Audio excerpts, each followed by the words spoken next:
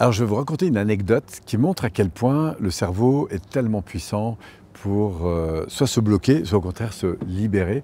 Et quand on comprend, notamment avec la PNL, comment ça marche, comment vous allez voir en quelques rebondissements, on arrive à faire des transformations incroyables en quelques minutes.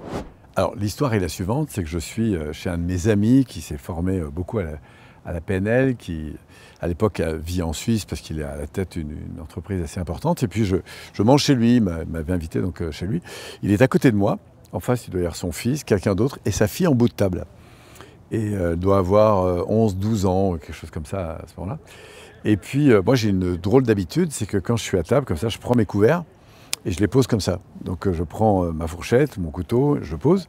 Et puis à ce moment-là, il y a la fille en question qui réagit et qui me dit « Paul, mets ton couteau dans une autre direction parce que je ne supporte pas qu'une pointe de couteau soit orientée sur moi. » Et puis à ce moment-là, son père qui réagit à côté de moi me dit « Ah bah tiens, toi qui fais de la PNL, ma fille, depuis des années maintenant, elle ne supporte pas qu'il y ait une pointe de couteau sur elle. » Et ça fait depuis l'âge de 6-7 ans, sachant qu'elle a 11-12 ans, quoi.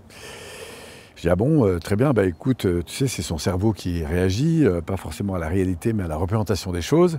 Et donc, bah oui, ça pourrait se régler en quelques minutes, probablement, avec quelques bonnes submodalités, qui sont des structures de pensée sur lesquelles je vais revenir dans quelques instants.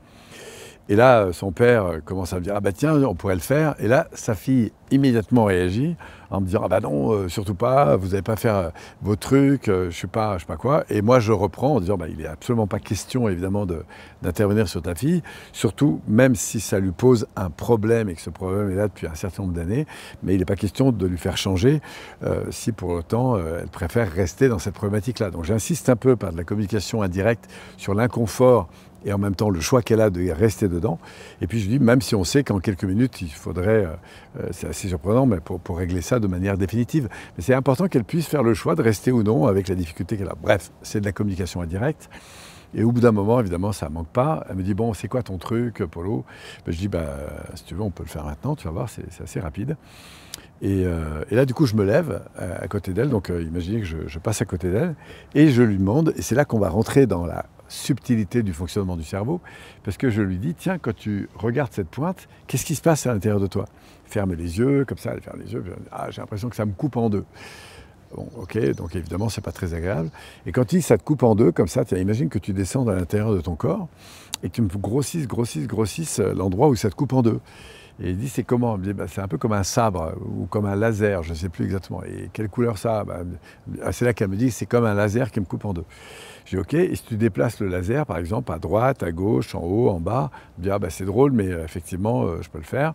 Puis après, si tu grossis, est-ce que tu peux mettre une lame ronde, plutôt à plat, etc. Et je lui fais bouger, en fait, ces représentations. Et c'est ça qui est très intéressant.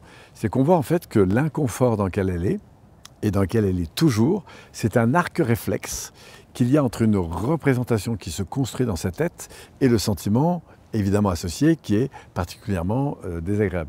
Et en l'occurrence, avoir l'impression d'être coupé en deux par un couteau, évidemment que c'est une impression, c'est pas une réalité. Mais le cerveau, lui, à chaque fois qu'il voit une pointe, eh bien, il réagit comme si cette pointe le coupait en deux. Et quand j'amène cet enfant à fermer les yeux, à ressentir à l'intérieur d'elle, qu'est-ce qui se passe? On arrive à représenter en termes de cerveau droit, donc d'image symbolique, la représentation de ce qui se passe. Et donc elle m'explique, c'est un peu comme un laser qui me coupe en deux. Et là je lui dis, tiens, tu vas prendre ce laser, tu vas l'agrandir, tu vas l'affiner, l'aplatir, voilà. Et au bout d'un moment, comme ça, je vous fais rapidos, mais je transforme complètement le rapport qu'elle a à la représentation qui est suscitée inconsciemment et donc par automatisme au couteau qui est dans sa direction. Et à la fin, on arrive comme ça à mettre tous les couteaux de la table dans sa direction, comme si elle était transpercée de partout, un peu comme un fakir, quoi. Et elle me dit, ah ben c'est drôle, je peux déplacer tout ça dans tous les sens, bref. Et on a complètement transformé en fait son rapport aux pointes de couteau. Et depuis ce jour-là, ça a été complètement réglé. Et pour la suite de l'histoire, comme à l'époque elle devait être en 6e ou 5e, je ne sais plus, mais il se trouve que dans sa classe, ça c'est vraiment bizarre, mais quelques années plus tard, je suis à Paris, je raconte l'histoire, et là il y a une jeune femme dans le groupe qui me dit « Ah mais je la connais, c'est un tel, elle s'appelle tel », et puis elle me sort le prénom et le nom de la personne en question, elle me dit « Je la connais parce que j'étais dans sa classe, figure-toi, quand Un jour, elle nous a raconté qu'il y avait un type qui était venu à la maison, qui l'avait hypnotisé, qui avait complètement transformé sa vie, etc.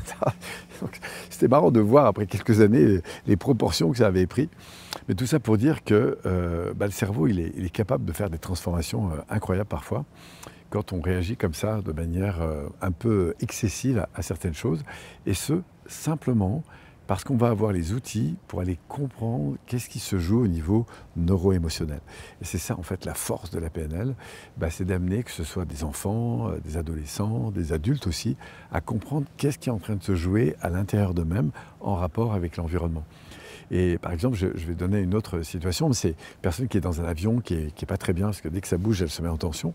Et au lieu, au contraire, de se fondre dans l'appareil, on voit que le corps se met en tension et donc en division. Regarde l'environnement. Et là, même chose, je lui dis, tiens, qu'est-ce qui se passe? Ressens ça, ok. Et imagine, tiens, que tes bras s'allongent et viennent emballer en fait un peu le bout des ailes. Comme ça, elle rentre dans cette impression. Ensuite, imagine que tu puisses capter l'avant de l'avion et l'arrière de l'avion, et puis te sentir tout d'un coup qui va à droite, qui va à gauche, qui monte, qui descend. Et je le fais jouer comme ça, son cerveau donc, avec l'environnement. Et qu'est-ce qui se passe?